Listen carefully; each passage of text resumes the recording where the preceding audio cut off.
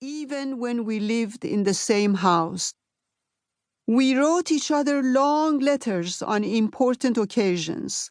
When I was sent to England at the age of 13 to continue my studies, or when my father, then the mayor of Tehran, was jailed for political reasons in 1963 because he would not obey his arch enemies, the Prime Minister and the Minister of the Interior.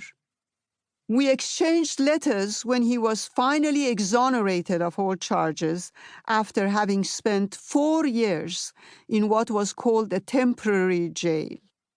We exchanged letters about my first wedding at the age of 18, which he, being in jail, could not attend. And I continued to write from the University of Oklahoma, which I attended along with my first husband. My father was the first person I wrote to about my unhappy marriage and the decision to divorce, and a few years later about my second husband, Bijan, and my decision to marry him. I graduated college and continued on for a PhD, which I completed right after the Islamic Revolution in 1979. I returned to Iran to teach, but was expelled from the university for refusing to wear the mandatory veil. My father and I wrote about all of this, of course. We wrote when my daughter Negar and my son Dara were born. When I migrated back to America in July 1997, we exchanged long faxes in which we discussed everything from the most personal to the political and the intellectual. How lucky it was that my husband and I and our children lived in Washington, D.C., the same city where some of my closest friends and my kind and generous sisters-in-law lived with their families. How exhilarating it was to watch uncensored movies and read uncensored books. How much I missed him. We wrote about the excitement of my new work, the books we each read, the lessons to be learned from Gandhi, Dr. Martin Luther King Jr., and Montaigne. He created a list of the great works of Iranian literature for me to pass down to my children, so that they will remember Iran, he said. We discussed the books I taught in my classes, as well as America's evasion of reality and its growing obsession with comfort and entertainment. I wrote to him when I was happy. I wrote to him when I was unhappy. I wrote to him when I was excited. I wrote to him when I was angry or depressed.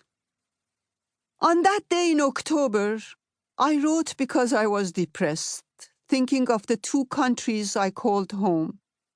In Iran, the theocracy was in full force. Despite people's intense dissatisfaction and consistent protests, nothing had changed. The Ayatollahs continued to harass, jail, torture, and kill innocent citizens. In America, although vastly different from Iran, the society was fast becoming polarized. Too much ideology and not enough discourse. In some instances, reminding me of the Islamic Republic. My father and I had many exchanges about how to deal with our oppressors, with those we call not just adversary, but enemy. His imprisonment and those responsible for it were the topic of many conversations over the years. And later, a revolution and a war made it almost a daily preoccupation. And now in America, I return to the same question, finding it so central to the preservation of democracy. I wrote my father that I felt tongue-tied thinking of Trump's candidacy, not just because of his person, but also because of what he represented and revealed about us.